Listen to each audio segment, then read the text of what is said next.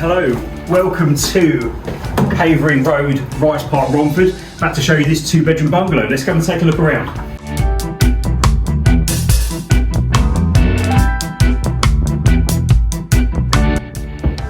Okay, so located off the entrance hallway, we have a double bedroom. We have fitted wardrobes, gas radiator heating, and double glazed windows. Okay, so this is the second bedroom, again located at the front of the bungalow.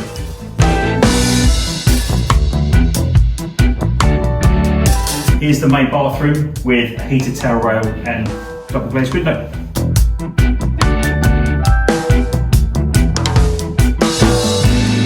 What I love about this bungalow is the fact that all the living accommodation is located across the back of the bungalow with nice views across the garden to the rear. Hi, welcome to the kitchen. Come and take a look. You've got a rear door out to the back garden, and there's also, as you can see, a side gate which leads out into your garage.